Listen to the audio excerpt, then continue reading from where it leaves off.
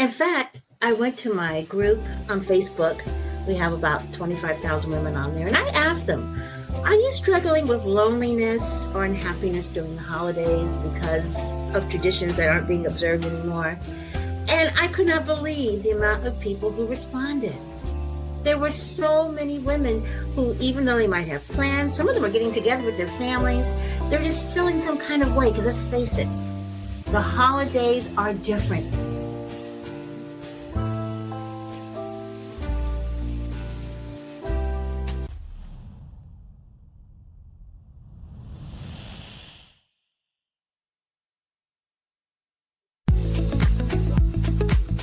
Hi, I'm Glennis Woods Mullins, and I love to help women to vibe, to be more vibrant, intuitive, beautiful, and empowered in midlife.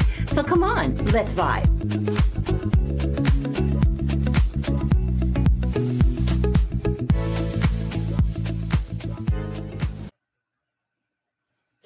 You know, to be quite honest with you, I had to really practice all the things I talk about and all the things that I interview other people about when it came to this particular holiday season.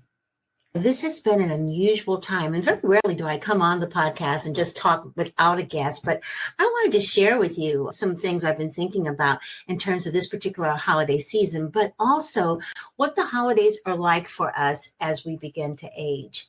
Now, I'm 67. I have 4 daughters, 6 grandchildren, with 1 on the way.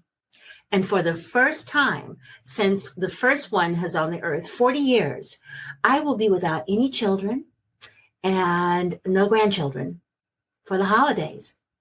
All of my daughters, except for 1, live out of state. And the one that lives here decided to go and visit one of her sisters for the holidays.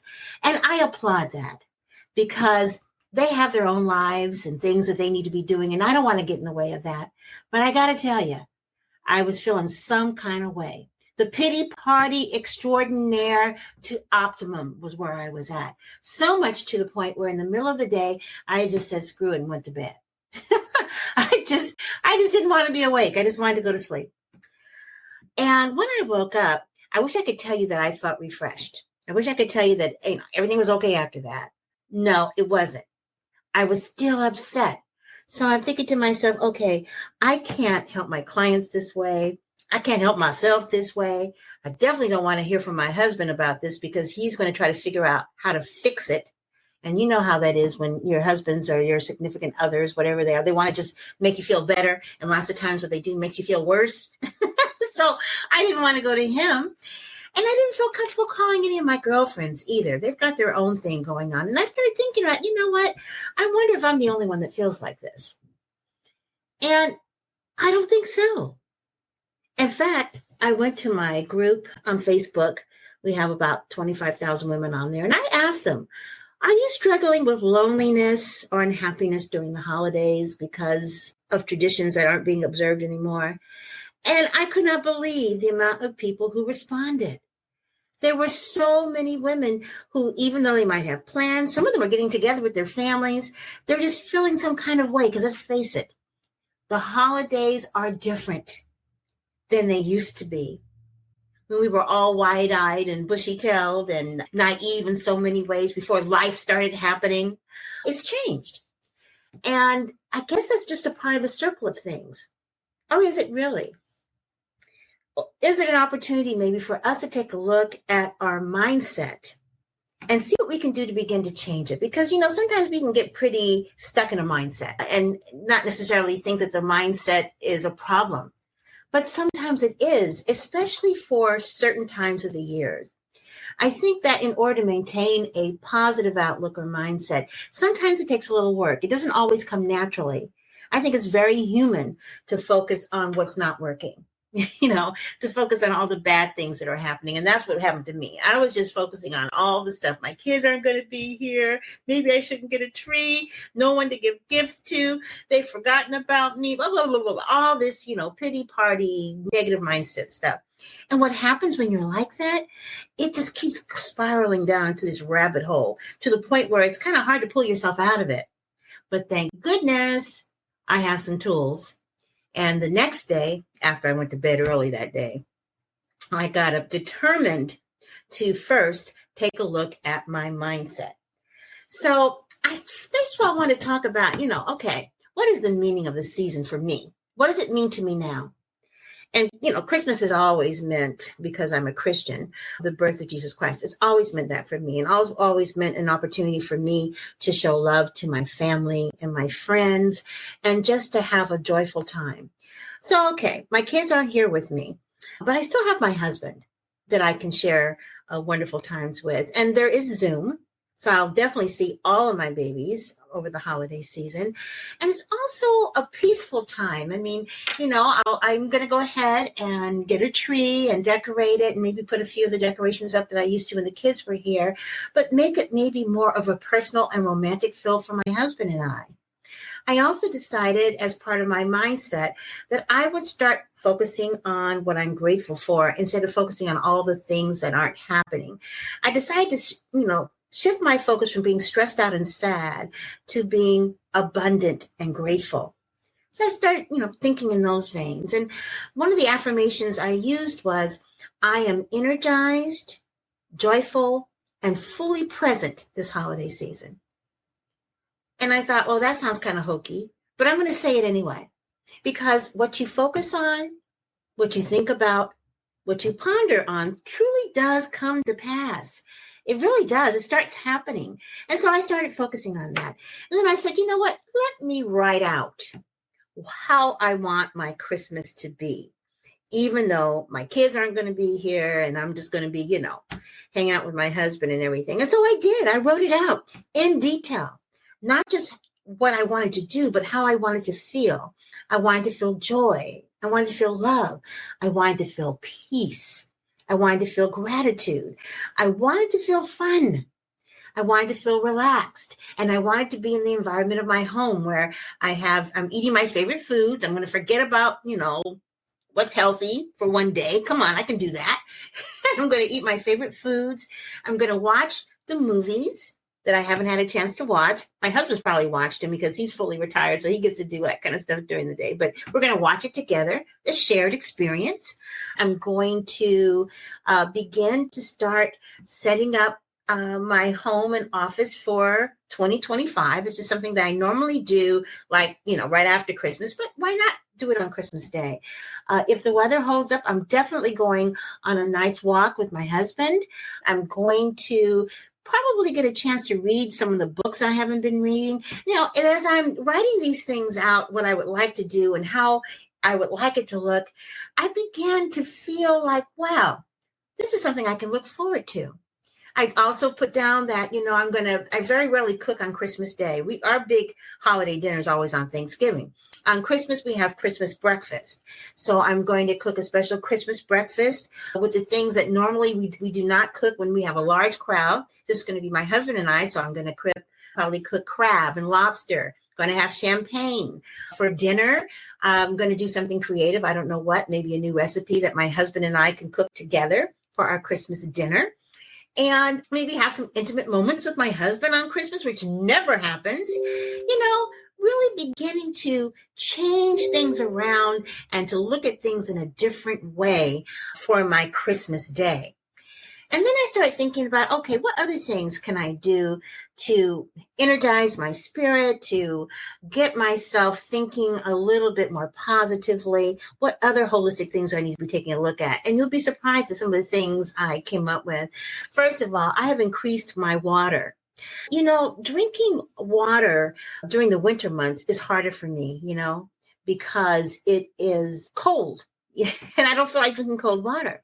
But what I'm doing now is, and I've kind of added this to my morning routine now, for the holidays, I'm making some lemon water that's a little warm. Maybe I'll put a little ginger in it and sipping on that during the course of the day, basically providing more hydration, because the more hydrated you are, the more clearly you think. And usually during the holidays, we're not that hydrated. So it's easy for us to feel stressed out. It's easy for us to be more emotional, get upset, all of that, because believe it or not, we're not hydrated. And when we're not hydrated, we want to eat more of the other stuff. So I decided to put it on my mind to make sure I'm focusing on energy boosting foods like dark green leafy vegetables and nuts if you don't have any nut allergies, and seeds, and maybe some seasonal produce like squash. I love squash, but eating things that are going to nourish me and plenty of protein. Now, you don't have to eat a whole bunch of meat to get plenty of protein. I have a protein powder that I use. I try to do 90 grams a day of protein, so I want to make sure I don't miss it during the holidays. And I also want to make sure during the holidays that I take care of me when it comes to moving, maybe changing my workout a little bit, dancing to holiday music, going on a brisk walk, listening to holiday music, doing stretching and restorative yoga, maybe in the evening to help relieve any holiday tension I might be feeling. And definitely remembering that just 10 minutes of movement can definitely recharge your spirit. Just 10 minutes. So if you're feeling down and if you're feeling kind of tired or, getting into that pity party mood, get up and start moving. I was listening to Pharrell the other day, and they were just recently in Paris to celebrate the Notre Dame Cathedral. Have you seen it? It's absolutely beautiful. It's brighter. It's just beautiful. And they were singing the song Joy, which they also sang in the Olympics. So now I put that on in the mornings and, watch the video, which is, a lot of energy, bright colors and everything, and start moving to it. It's about 8 minutes. So that's almost my 10 minutes right there, first thing in the morning. I'm driving my cortisol levels down because sometimes I might wake up feeling a little anxious because it's the holidays. My kids aren't with me. So I'm driving those cortisol levels down, getting those happy hormones going, and feeling a little bit better about what's to come for the day. Another thing that I am going to do, kind of spruce up my holiday spirit and keep me in the right mindset, is that I love the smell of cinnamon. It reminds me of the holidays, but it's also energizing. So I'm going to be doing some cinnamon oils around the house, cinnamon soy candles, if I can find them. The pine cones that you get at the store with cinnamon, I know they might be treated with something, but what the heck? I'm going to get some anyway and put around the house because that cinnamon smell is energizing to me. It brings happy feelings. And there's a energy trick that you can do that kind of help you if you do feel sad.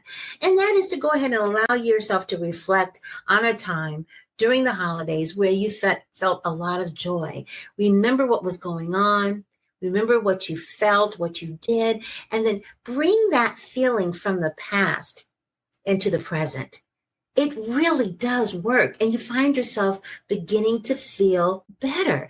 I cannot tell you how many times doing that kind of energetic, taking the energy from the past and pulling it to the present has really helped me. And I'm going to be counting on that to help get me through the holidays, especially Christmas Day. I also am working on my breath, making sure I'm breathing, maybe doing some box breathing whenever I start to feel a little anxious or sad. I breathe in 8 counts, hold it for 4 counts, breathe out 9 counts. Have you ever done that before? It's called box breathing, and it does bring some relief to you. It does help you feel better. The other thing that I think I'm going to do, and it's on my list for the holidays, is something I've been wanting to do all year long. And that is to change my bedroom around to make it more of a sanctuary. So I can have a deeper restorative sleep. I can look forward to going in there because it smells good. It looks good. So that's my project for the holidays. I decided that I wanted to do something for myself that I could have fun doing, that would be creative. And so that's my project. I'm going to redo my room, redecorate it so that it looks more like how I want it to look like now that no kids are in the home. No kids have been in the home for 12 years. And my bedroom looks exactly the same like they're still in the home. So I need to make some changes. I'm going to do that. And another thing, too, is that I'm going to spend more time during the holiday season outdoors. I know right now it's raining and maybe in some areas it might be snowing, but that's what we have umbrellas and hoods for, right? And I'm in California, and when it's raining, the temperature has a tendency to go up a little bit. So it's really not that cold. But even if it is, I got plenty of snugglies that I can put on to go outside for a nice walk in the rain, just to get some fresh air, to look at the pre-decorations around the homes, and just to, get some fresh new oxygen into my system and get that, moving throughout my body, refreshing my brain. Because, when those red blood cells go up into the brain, it helps to refresh your way of thinking. And it really does help to calm you down when it comes to your emotions. And the other thing I'm going to do is to focus on, doing the things I want to do for the holidays. You know how sometimes back in the holidays, you would say yes to stuff, but you didn't really want to do it because it might have been something your kids want to do, something your friends want to do, or whatever.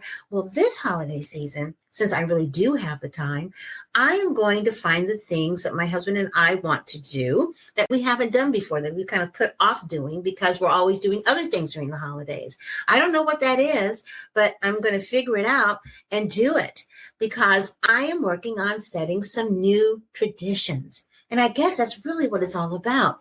My being without my children, this is very new. Being out, when not seeing my grandbabies, it's all new, but it doesn't have to be bad. It's an opportunity to make some changes and to find a way to cultivate joy in a different way. Some of the holiday traditions I'll keep. Some of them I'll enhance or change completely. And the main goal will be to find a way to embrace joy, to not slip down into that slippery slope of, oh, poor is me, and I'm all pitiful in bed at 3:00 in the afternoon. Please. There's no time for that. We ain't got time for that. We still have our health. We still have the ability to move our limbs and to think and do all the things. So while we are still healthy and moving and able to do things, why not take some of that energy and apply it to ourselves? In the past, for the holidays, especially if you had children and large families, so much of your energy is outer directed. Well, if you're going to be changing your holiday traditions and you're going to be spending more time by yourself like I am with my husband without the kids, some of that energy is going to be more inner directed. And that's okay. In fact, I think it's healthy. It's healthy to celebrate yourself during the holidays. Enter into more of your self-care because now you have more time because it's not split up as much as it would have been had you had a house full of kids and grandchildren around like I would have had. Take time to be grateful for the fact that you're even here. I have many friends who are my age that didn't make it, that aren't here. And it just makes me realize how silly I was to have the initial reaction. Because again, anytime there's change, even if it's change that you don't necessarily want to embrace, it's an opportunity to rise to the occasion and figure out how to make that change work for you. And I can tell you, in 2025, that is definitely a mindset I'm going to have to adapt. Because things are going to be different. But that doesn't mean that I can't still have joy. That doesn't mean that I can't still feel good about being alive and living a great midlife that's all about the vibe. Being more vibrant, being more intuitive, being more beautiful inside and out, and being empowered to live a great midlife journey. Thanks for listening. That's my holiday message. Have a fantastic day, everybody. And don't forget to vibe. Bye-bye, everybody.